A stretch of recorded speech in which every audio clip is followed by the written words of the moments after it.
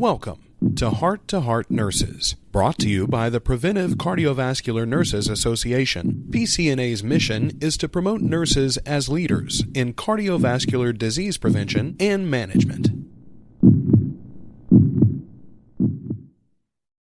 I'd like to welcome back our audience to this episode of Heart to Heart Nurses. And today we have the great pleasure of talking with Kate Lew. Kate, could you introduce yourself, please? Thanks. Yeah, and thanks for having me. My name is Kate, and I have been a nurse practitioner for over 10 years. I was a nurse for about 5 years prior to that. And all of my experience has been at the Mayo Clinic in Arizona, and worked both inpatient cardiology and now work in the outpatient setting for cardiology and seeing all of those patients and see a wide range of patients. Over the last couple of years, I've also become the supervisor for the nurse practitioners and PAs in the clinic setting. So kind of have some experience in both clinical and more administrative roles. Well, you talked a little bit about a wide variety of things that you have done and expertise that you have. So we're going to cover a couple different topics today. And I'm hoping we could start talking about a growing population that we have here and across the globe, and that is elderly patients and the care that we provide for them. Could you tell us a little bit more about that? Sure.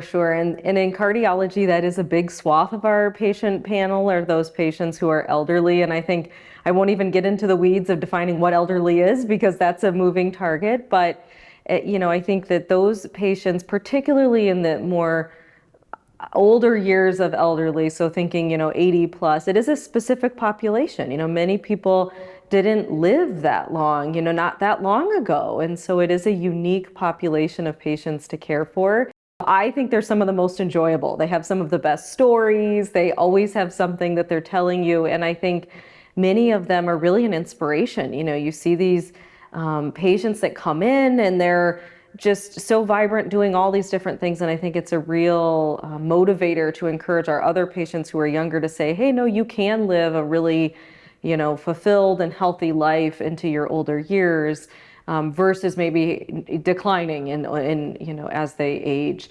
I think also one of the challenges that we have when caring for older patients is that we don't have a lot of studies. There's not a lot of studies in people who are over 85 or into their 90s. And so when having conversations about, well, what do we do about their medications and should we start a medicine or not, we just don't have a lot to fall back on. And I think then that's where it becomes very individualized. You have to really look at the patient sitting in front of you and have that conversation also with their desires. They will tell you what they want or don't want. And I recently had a patient, she was quite an inspiration. She came out and told me directly that she planned to live to 103 because her aunt had lived to 103 and she was going to pass her. And I was like, okay, then that will be our goal, is to keep you on that trajectory. And then others, of course, certainly come in and say, I have no desire to keep myself alive for years and years and years because I've got these other health issues or other things. So I think just broadly caring for the older patient is, there's a lot to it, but also specific to their cardiac health. There can be a lot of things that have happened throughout their life too. I think one of the things that you shared with us really is about listening to patients, which we should be doing for every patient, but particularly as people are coming towards the end of their life, really being respectful and listening to what those desires really are, as you've described, because it can be a much different experience for somebody who wants to do whatever they can to live to be 103 or more versus somebody who feels like they've lived a full life and they don't want, not necessarily extraordinary means, but they don't want other medications or other procedures. They recognize that, the human body has its limitations and they're okay with that. Yeah. And I think that's just it. You have to talk to your patient sitting in front of you and really ask them where they are in their trajectory and where do they see themselves. And certainly that's not a one-time conversation. You've built a relationship. And I think that's one of the pieces of outpatient practice that is special, is that you many times are seeing that same patient over many appointments. And maybe your first interaction with them was real focused on following up after their hospital stay. And that was really just the focus of the conversation. And then, the next one's maybe adjusting medications. But as you become, more familiar with the patient, they're familiar with you, maybe things are a little bit more stabilized, then you're starting to maybe have some of those other pieces of the conversation about what is their goal of care, and where do we stand in that trajectory like you described of where they see themselves with their health. And then also realizing sometimes it takes time, and we know in our elderly population particularly, which is frustrating, that as we get older, it just takes more time to recuperate after being in the hospital, even if it was for just a handful of days. And so I think those are all important things to be thinking about when you're, when you meet with them and you have those conversations. But you're exactly right. There's just lots of pieces to it, lots of, complexity. Well, speaking of complexity, we have some patients that many of our clinicians are dealing with, and those are patients with HCM or hypertrophic cardiomyopathy. What could you tell us about some, specific ideas for working with that population? Sure. Again, it goes back to that shared decision making a lot of times with those patients. And I think I started helping, throughout my whole career, I've cared for patients with HCM to various degrees. But over the last couple of years, I've specifically helped support the HCM clinic that we have. One of the big focuses was there's some new medications to the market, and so we were really trying to kind of get ourselves coordinated and organized to help provide that service to patients. And I think that HCM is unique in that it gives you a wide range of patients. I've cared for younger adults, certainly older adults, and so realizing that there's this whole swath of patients, which is actually kind of encouraging and interesting.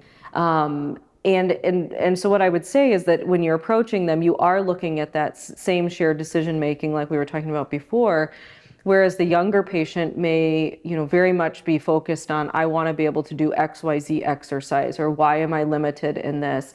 Or I don't want to take that medication for the next 40 years of my life. And so then that conversation that you're having, of course, in the care team model with the physician and the nursing team is, talking about what is best for that patient and what is their interest.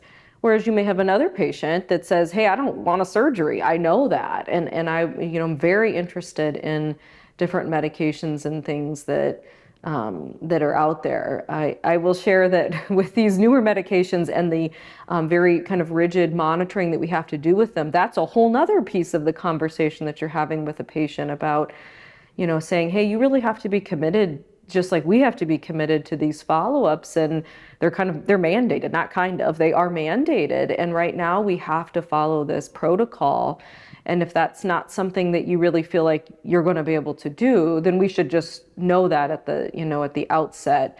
And so I think it's a lot of this is like having conversations and really seeing, and I think there's also some disappointment in there, when patients feel like I'm not getting better, or why did my number not look like this, or whatever the scenario is.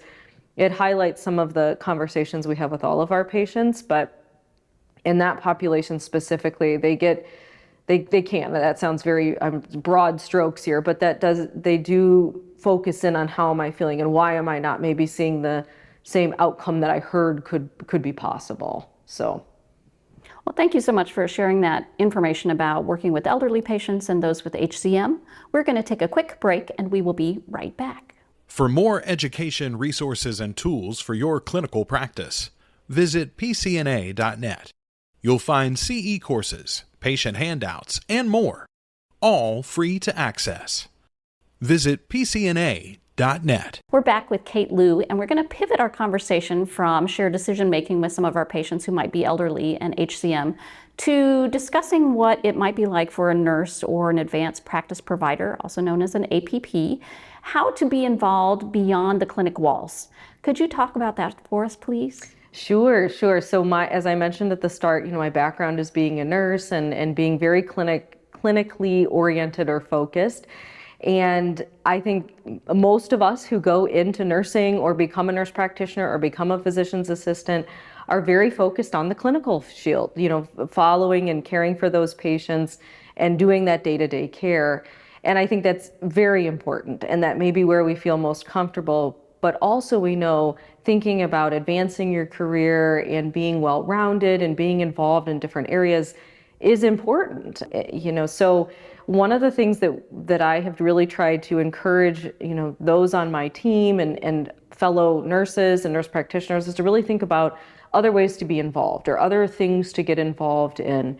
And that could be things like a research project and maybe maybe the involvement that you have is small. Hey, I just have about an hour of time. Is there something that I can do during that window of time that would help advance the project?